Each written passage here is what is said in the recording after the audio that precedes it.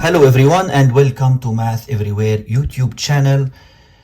Today I will explain about integration and how to find the original function that when you differentiate it and do the derivative of it, you will get another function. So now I will give you the derivative and you have to give me the original function.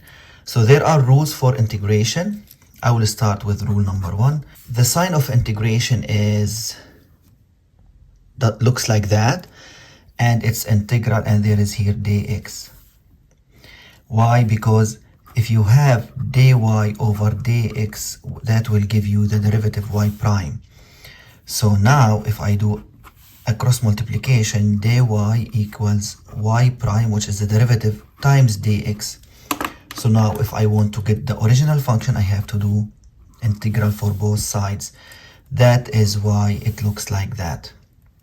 So the first rule, whenever you see any number c, as c belongs to the real numbers, the integral will be cx plus c1, for example. Why? Because if you take the derivative of cx, it will be c. But here, why do we have to add c at the end? Here I called it c1 because there's already c. Because what if there was plus 100, for example, in the original function, and when you took the derivative, it was 0. So here, there was 0 in the question, which we didn't see, so the integral of 0 is c1. So example, what is the integral of 3 dx? The answer is 3x plus c. What is the integral of just dx? Here, there is 1 here, but nobody saw it, so we don't write it. So it's 1x plus c. Again, we don't write the number 1. This is rule number 1. So the integral of any number is the same number multiplied by x. Don't forget to add c. Now rule number 2.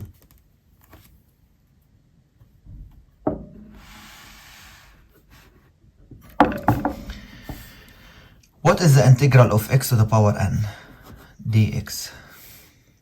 You just add 1 to the power and divide by the new power plus c.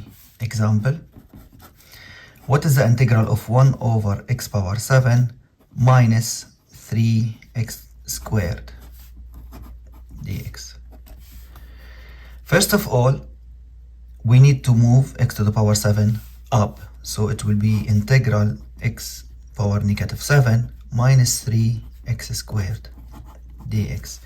So the answer will be x to the power negative 7 plus 1 over negative 7 plus 1 minus 3, leave 3 as it is because it's multiplied by x. So x power 2 plus 1 over 2 plus 1 plus c.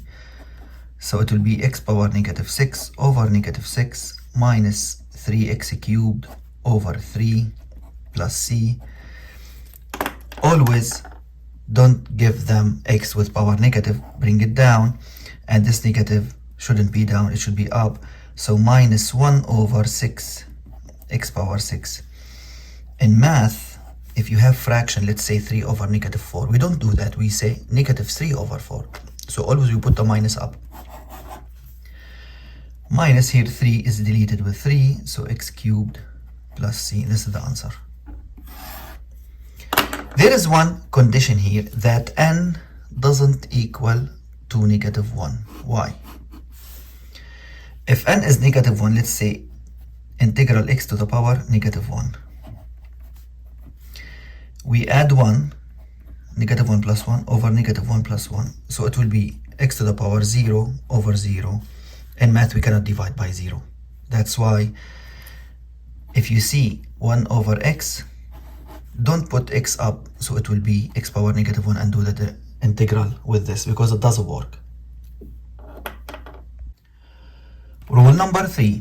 What if you have integral j to the power n x times j prime dx? So here you will have a function, I call it cocktail, times its derivative. So the rule says delete the derivative, add 1 to the function,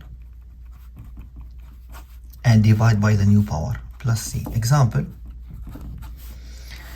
integral x cubed minus 3x power 7 all to the power 10 times 3x squared minus 21x power 6 dx. Whenever you see two brackets multiplied by each other and one of them has a power on it, that means this is j and this is n.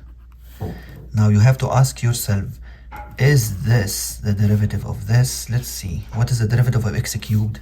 3x squared. What is the derivative of negative 3x power 7? Negative 21x power 6. That means this is j prime. So it's ready.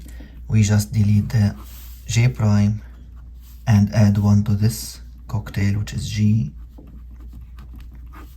This power will be 11 over 11 plus c. Remember one thing, especially in the IB exams, the derivative of it is not always given ready. Sometimes you have to make it. I will give you an example now. What if you have integral x power 6 minus 3x squared to the power 9 times x power 5 minus x dx. Whenever you see multiplication, that means I cannot take the derivative for each one alone. It should be all one piece. So this is j, this is n, this should be j prime. Let's see, what is the derivative of x power 6? It's 6x power 5. So it's not ready. What is the derivative of negative 3x squared? Is negative 6x. That means I'm missing 6 here. So what I would do is dividing by 6 and multiplying by 6. You can do that in math. Don't multiply this one by 6, just multiply one of them by 6. So this is j prime. So the rule says delete the j prime, drop the 1 over 6 here, and add 1 to this.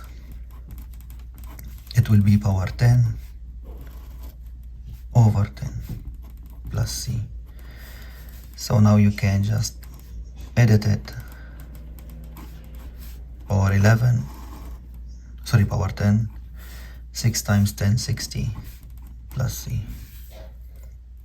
That is all. Another example which is really important that might come in the IB exam. What is the integral of square root of x minus 1 dx? You haven't thought about this question. It's an important question. Now what I will do is remove the square root and make it power half. So x minus 1 dx. Now I don't have two brackets multiplied by each other, but I can do multiplied by 1. In math you can multiply anything by 1, so you will not have changed the question, so you are allowed to do that. Why? Because this is j to the power n and the derivative of this is 1. So it's there, but you cannot see it. So you have to figure it out. Delete it and follow the rule x minus 1. Now add 1 to the power. Half plus 1 over half plus 1 plus c. So it will be x minus 1 to the power 3 over 2 over 3 over 2 plus c. Now we have to multiply by the reciprocal, so it will be 2 over 3, and this one put it back as square root, so it will be square root of x minus 1 cubed, because it has power 3 plus c.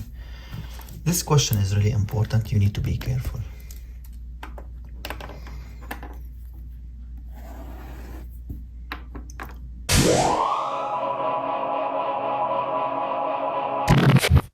Integral of x power 6 minus square root of x dx. Integral 2 minus 2 over x power 10 plus 3 over cubed root of x dx. Integral square root of square root of square root of x dx.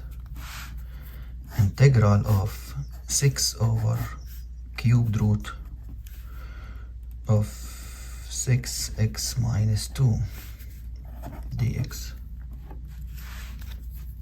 integral 7x squared minus 14x times x minus 1 dx, and here there's power 7. What would you do? Integral 5th root 2x minus 100 dx. If you have any question, just write in the chat. Thank you.